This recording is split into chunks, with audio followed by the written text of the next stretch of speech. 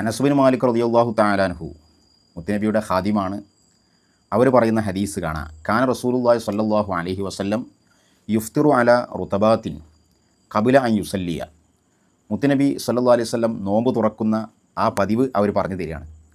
നല്ല പഴുപ്പായ, കഴിക്കാൻ നല്ല എളുപ്പമുള്ള നല്ല പഴുപ്പായ ഈത്തപ്പഴം, അങ്ങനത്തെ 3 ഈത്തപ്പഴം.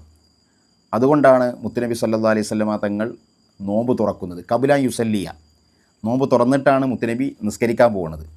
നോമ്പ് തുറന്നിട്ടെന്ന് പറഞ്ഞാൽ നമ്മളെ രൂപത്തിൽ ഇപ്പം നാട്ടിൽ നടപ്പുള്ള എല്ലാ മന്തിയെല്ലാം കൂടി അടിച്ച് തിന്നുക എന്നുള്ളതല്ല. ഈ ഈത്തപ്പഴം കഴിച്ച് നോമ്പ് തുറ എന്നുള്ള ആ കർമ്മം നടപ്പിലാക്കിയിട്ടാണ് മുത്തുനബി നിസ്കാരത്തിലേക്ക് പോകുന്നത്. ഫൈലം തക്കുൻ റുത്തബാത്ത്, അങ്ങനെയുള്ള പഴുപ്പായ നല്ല ഈത്തപ്പഴങ്ങൾ കിട്ടിയില്ലെങ്കിൽ ഫഅല തമ്രാത്തിൻ, ഉണങ്ങിയ കാരക്കുണ്ടെങ്കിൽ പിന്നെ അത് നോക്കും. ഫൈലം തക്കുൻ, ഇനി ഉണങ്ങിയ കാരക്കും കിട്ടിയില്ലേ എന്നാൽ ഫൈലം തക്കുൻ ഹസവാത്തി മിമ്മാ, 3 മുറുക്ക് വെള്ളം ആ രൂപത്തിൽ കുടിച്ച് മുത്തുനബി നോമ്പ് തുറക്കും. അപ്പോൾ നോമ്പ് തുറ എന്ന് പറഞ്ഞാൽ അതൊരു പ്രധാനപ്പെട്ട അമലാണ്. അത് പിന്തിക്കാൻ പാടില്ല. സമയമായാൽ നോമ്പ് തുറക്കണം.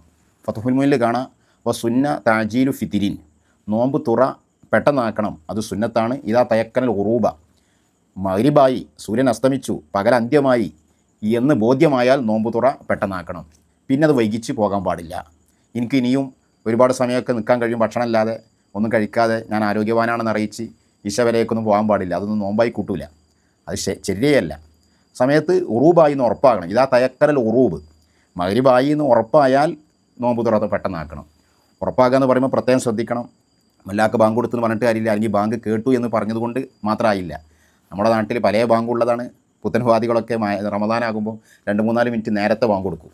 ഇപ്പോൾ സുന്നിമല്ല ആയാൽ തന്നെ ചിലപ്പം അയാൾക്കും പഴക്കാലോ. അതുകൊണ്ട് നമ്മൾക്കൊരു ബോധ്യം വേണം.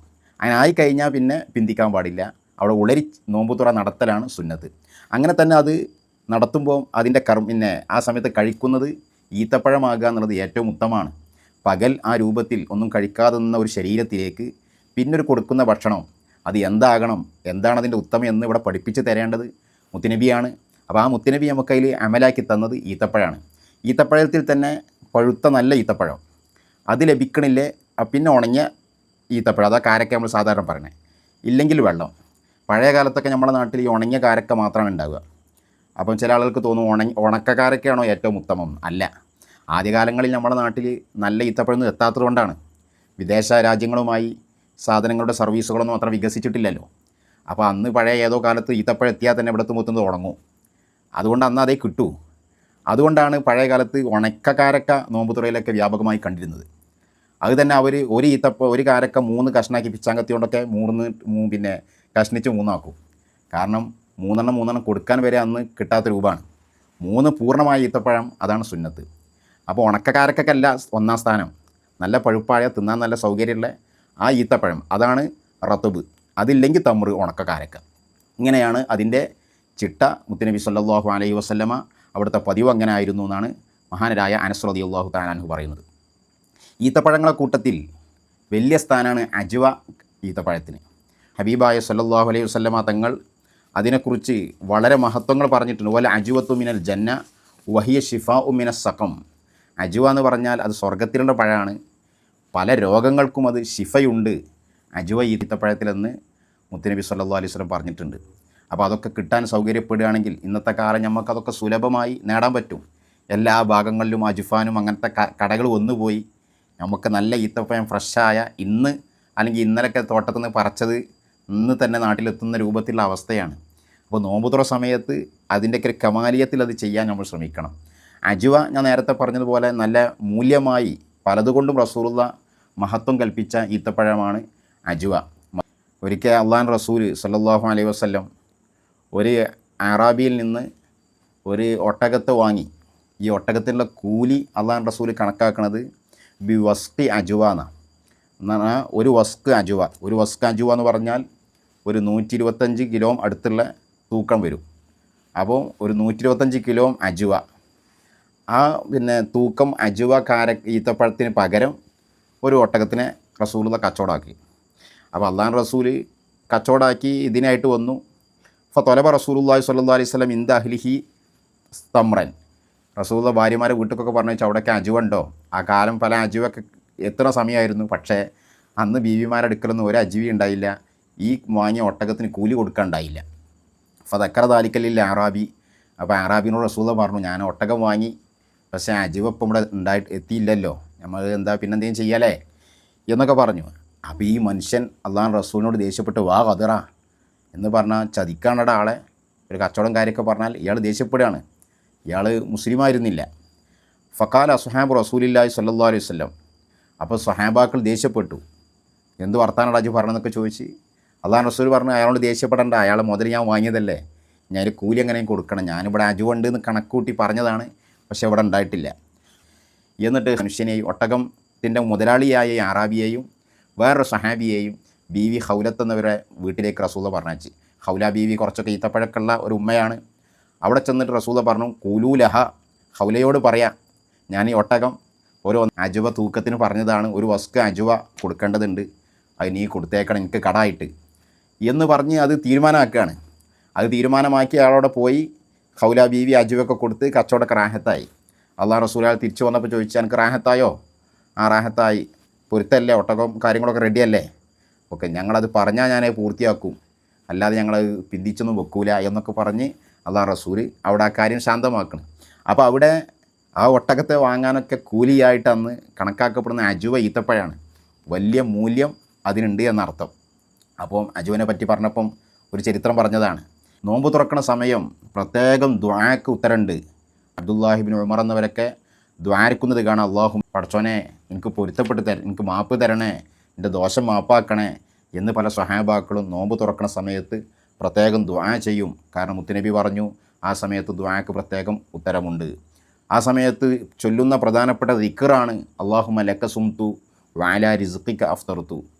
ഇന്ന് വന്ന ചോദ്യങ്ങളിൽ നിന്ന് പ്രധാനപ്പെട്ട ഒന്നിന് മറുപടി പറയാം. ചോദ്യം, മരണപ്പെട്ട ഭർത്താവിനിക്ക് 20 നോമ്പ് ഖളാഉണ്ട്, ഭാര്യയ്ക്ക് അത് അവരുടെ പേരിൽ നോറ്റ് വിട്ടാമോ?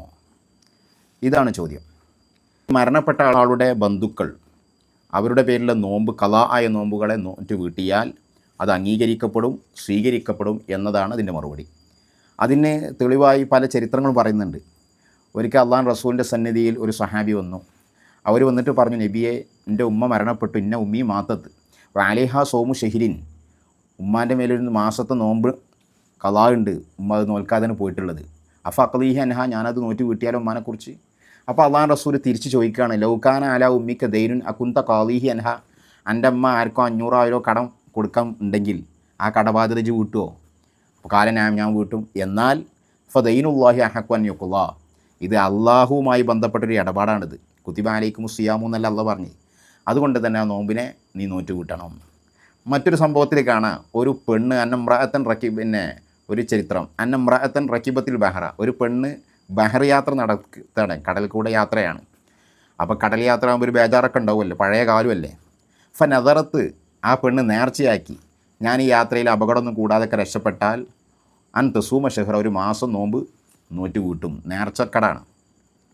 ആ യാത്ര സുരക്ഷിതമായി. പക്ഷേ ആ ഒരു മാസം നേർച്ചയാക്കിയ നോമ്പ് നോറ്റ് വീട്ടാനൊന്നും ഈ ഉമ്മാക്ക് സാധിച്ചില്ല, മരണപ്പെട്ടു. ആ ഉമ്മയുടെ ഫജാഅത്ത് ബിൻതുഹ, അപ്പോൾ ആ ഉമ്മാൻ്റെ മോള് റസൂലുള്ളാഹിൻ്റെ സന്നിധിയിൽ വന്നു. എന്നിട്ട് റസൂലുള്ളാഹിനോട് കാര്യം പറഞ്ഞു, ഇങ്ങനെ ഉമ്മ നേർച്ചയാക്കിയിരുന്നു, അപ്പോൾ ആ നോമ്പ് എന്താവും? അമർഹ അൻ തസൂമൻഹ, ആ നോമ്പ് നോറ്റ് വീട്ടാൻ റസൂലുള്ളാഹി മോളോട് കൽപ്പിക്കുകയാണ്. അപ്പോൾ അങ്ങനെ മരണപ്പെട്ട ആളുടെ മേലുള്ള നിർബന്ധ ബാധിതയായിട്ടുള്ള നോമ്പുകൾ ബന്ധുക്കൾ നോറ്റ് വീട്ടിയാൽ അത് സ്വീകരിക്കപ്പെടും എന്നതാണ് മറുപടി. ഇനി അവിടെ തന്നെ ഇമാം നവവി തങ്ങൾ ശറഹുൽ മദ്ഹബിൽ പറഞ്ഞ ചർച്ച പ്രത്യേകം ശ്രദ്ധേയമാണ്. ഇപ്പോൾ ഇവിടെ ചോദിച്ചല്ലോ ഭർത്താവിന് 20 നോമ്പുണ്ട് എന്ന്. ഇനിയിപ്പോൾ നമ്മൾ മറുപടി കേട്ട് ഈ ഉമ്മ തയ്യാറാകും. അപ്പം ഭാര്യ തന്നെ ഇപ്പോൾ 20 നോമ്പ് നോറ്റ് വീട്ടാലും കുഴപ്പമില്ല. ഇനി അതല്ല, ഈ മരണപ്പെട്ട ആൾക്ക് മക്കളും പേരമക്കളൊക്കെ പാടായിട്ട് 20 ആളുകളുണ്ടെന്ന് കൂട്ടിയോളൂ. 20 ആളും കൂടി ഒരു ദിവസം തീരുമാനിച്ചു. ഒരു ദിവസം അല്ലെങ്കിൽ വേറെ ദിവസമാകാം, ഓരോ നോമ്പ് ഓരോരുത്തർ നോൽക്കാൻ 20 നോമ്പല്ലേ ഉള്ളത്. അങ്ങനെ എല്ലാവരും കൂടി തീരുമാനിച്ചു, ഒരു ദിവസം തീരുമാനിച്ചോളി, പേരക്കുട്ടികളും മക്കളെല്ലാവരും കൂടി മരണപ്പെട്ട ആളെ 20 നോമ്പ് നോറ്റ് വീട്ടാൻ തീരുമാനിച്ചാൽ അങ്ങനെ ആയാലും അത് സ്വീകരിക്കപ്പെടും എന്ന് ഇമാം നവവി തങ്ങൾ ശറഹുൽ മദ്ഹബിൽ പറഞ്ഞിട്ടുണ്ട്. ഇതുമായി ബന്ധപ്പെട്ട് മരണപ്പെട്ട ആളുടെ നോമ്പ് അതിന് മുദ് നിർബന്ധമാകുന്നത് അതിൻ്റെ മുദ്ദു തഖീർ, മുദ്ദുൽ ഖളാ, അതായത് റമദാനിൽ നോമ്പ് ഖളായായി, അടുത്ത റമദാൻ വരുന്നതിന് മുമ്പും അത് ഖളാ വീട്ടിയില്ല, എന്നാൽ അയാളുടെ മേൽ 2 മുദ്ദുണ്ട്. ആ 2 മുദ്ദിൽ ഒരു മുദ്ദ് ഖളായിൻ്റെ മുദ്ദാണ്, മറ്റൊന്ന് പിന്തിച്ചതിൻ്റെ മുദ്ദാണ്. ഖളാ ആയതിൻ്റെ മുദ്ദ് കുടുംബക്കാരോ മറ്റോ നോറ്റ് വീട്ടിയാൽ ആ മുദ്ദ് ഒഴിവാകും. പിന്തിച്ചതിൻ്റെ മുദ്ദ് വേറെ ബാക്കിയാകും. അത് പിന്നെ വിശദമായിട്ട് പറയാണ്ട്. ഇപ്പോൾ ചോദ്യത്തിന് മറുപടി, കുടുംബക്കാർക്ക് അങ്ങനെ നിർബന്ധ ബാധ്യതയായിട്ടുള്ള മരണപ്പെട്ട ആളുകളുടെ മേൽ നോമ്പിനെ നോറ്റ് വീട്ടാം എന്നതാണ്.